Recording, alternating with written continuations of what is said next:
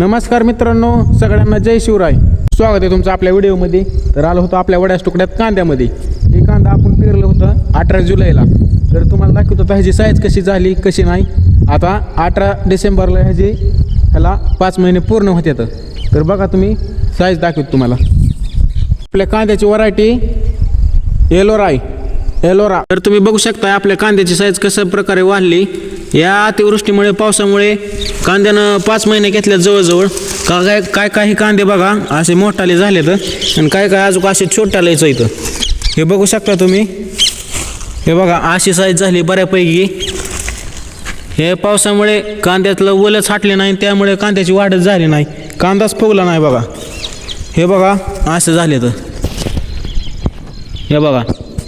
हे बघा तुम्ही आपलं कांदं. हो का अशी साईज झाली ह्याची. चांगला मोठा झाला आहे पण ह्यानं 5 महिने घेतल्या तरी पण अजून कांदाच निघाला नाही, कांदाच फुगला नाही. पावसामुळं खूप मोठं हे झालं आहे, नुकसानच झालं आहे म्हणायचं. सगळा राडाच केला आहे बाबा पावसानं, पिक्चरच झाला आहे. 5 महिने घेऊन पण असला सोन्यासारख्या मालाला भाव नाही. काय करायचं शेतकऱ्यानं. सरकार काय कांद्याला भावच देत नाही बघा. लईच अवघडच झालं आहे, नुसतं जगणंच मुश्किल झालं आहे माणसाचं. त्याला 2 दिवसापूर्वी भिजवला होता. काय ठिकाणी हो का अशी फाक व्हायला लागली, फाकडी व्हायला लागली.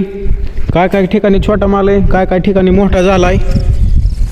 तुम्ही बघू शकताय अशा प्रकारे ह्याची साईज वाढली. तसं म्हणा 5 बोटं सारखे नसतात. हे बघा. तर तुम्ही बघू शकताय हे असं बघा. काय ठिकाणी कांद्याला नळ यायला लागले. तर नळ आलं की म्हणायचं कांद्याचं वय संपलं, कांदा काढायला आला. तरी पण आपण आता ह्याला यातली थोडी वल कमी झाली का आपल्याला काढायचं. तर एक 5-6 दिवसानं काढायचंच आहे. पण आता कांदा काय आपल्याला कांद्याला मार्केटच नाही बघा. लय निसता डेंजरस खेळ झाला आहे. आपण आता इकडं वड्याच्या कडेला आपल्या कांद्याच्या टोटल मिळून 3 वसारी येतं. ही एक वसारी, ती मधली एक आणि त्या पलीकडे एक. तर आपली एकच वसारी चांगली राहिलेली. आणि इकडून आहे का नाही ह्या पावसामुळे तळ फुटलेलं, पाजर तलाव फुटलेला. ह्या कांद्यातून माझ्या कमरे इतकं पाणी वाहत होतं. हे कांदा बघा तुम्ही काही सुद्धा मोठं झालं नाही. तर तुम्हाला कांदा दाखवतो आता कसं झालं. तुम्ही बघू शकताय हे कांदा अजून जणू काय रोपच आहे. हे बघा किती बारकेलं कांदा इथं. हे बघा हे बघा. ह्याचं काय करायचं आता तुम्ही बघू शकताय. ह्यात तुम्हाला एक सुद्धा कांदा मोठा दिसणार नाही, एक सुद्धा. हो का तुम्ही बघू शकता. आणि सगळ्यात मोठा म्हणलं तर हो का अशी साईज. हो का ही चिंगडी बी नाही, सुंबाटीच आहे. हो का इकडून सगळं पाणी वाहिलेलं, अजून सगळं रोपच आहे झिरझिरं. हो का आता याला 18 डिसेंबरला 5 महिने पूर्ण होत्यात. लय डेंजर झालं बघा. पावसानं अतिवृष्टीनं खूप मोठं नुकसान झालं आहे. आणि त्यात अजून कांद्याला कसलाच भाव नाही. 1800 आणि 2000. तुम्ही माझ्या पाठीमागं बघू शकताय त्या खांबल्याच्या पलीकडून म्हणजे हिकडल्या 2 नंबरच्या वसारीतनं सगळं पाणी तिकडून वावरातनं आलेलं. तिकडं तळ आपलं वरी म्हणजे माळावर आहे. तर तुम्ही बघू शकता हे आपल्या सगळ्या कांद्यातला गाळ वाहिला बघा.